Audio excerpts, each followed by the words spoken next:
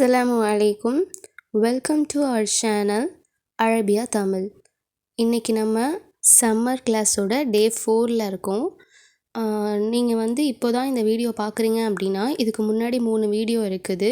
டே 3 வரைக்கும் அதை பார்த்துட்டு வந்துடுங்க. ஓகே, தொடர்ந்து இந்த வீடியோவையும் ஸ்கிப் பண்ணாமல் பாருங்கள். உங்களுக்கு ரொம்பவே யூஸ்ஃபுல்லாக இருக்கும். கண்டிப்பாக நீங்கள் குர்ஆன் நல்லபடியாக ஓதலாம்.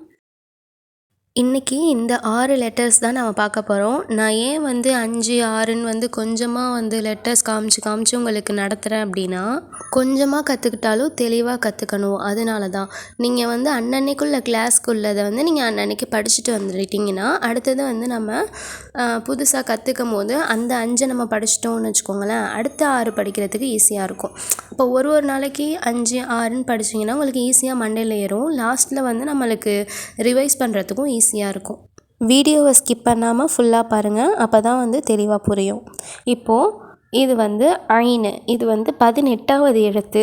இதற்கு புள்ளிகள் கிடையாது, மேலே கீழே புள்ளிகள் கிடையாது. உச்சரிப்பு ஐனு. இதை தொண்டையில் நெரிச்சு சொல்லணும்.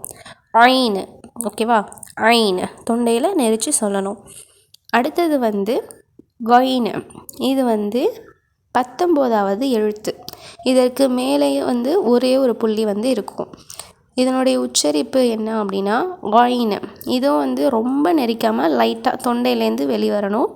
கொயினு, கோ கோ, ஓகேவா?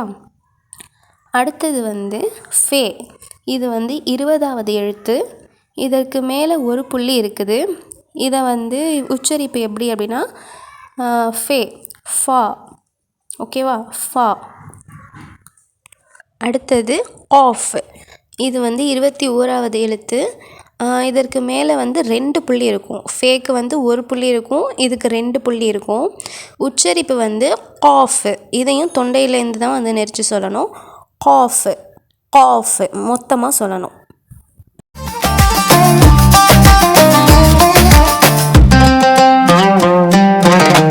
ஓகே, அடுத்தது இது கேஃப்.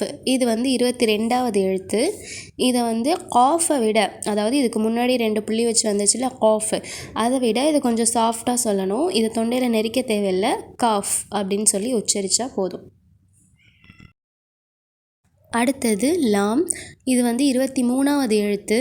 இதற்கு புள்ளிகள் கிடையாது.